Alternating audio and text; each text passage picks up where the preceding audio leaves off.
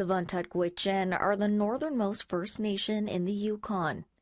Their community of Old Crow is the only fly-in community in the territory. But this isolation hasn't shielded them from the substance use crisis.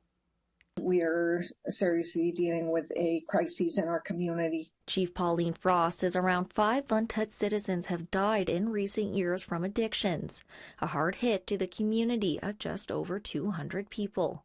You know, the situation has gotten to the place where we've seen too many lives lost. That's why her First Nation passed an emergency declaration in response to the crisis last week.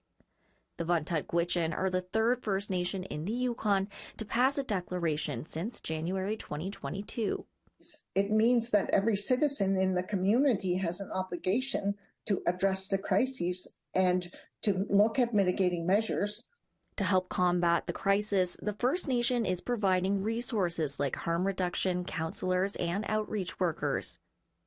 Frost says after putting out a notice for treatment in March, over 30 citizens applied. In itself, I think, is a significant win for our community.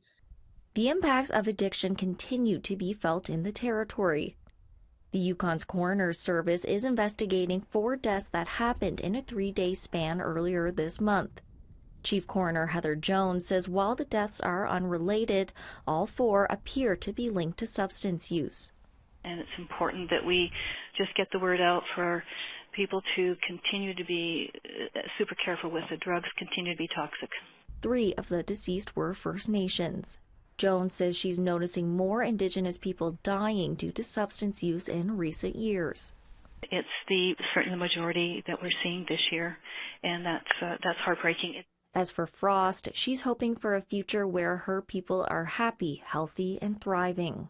We can overcome this by working together and working with our communities. Sarah Connors, APTN National News, Whitehorse.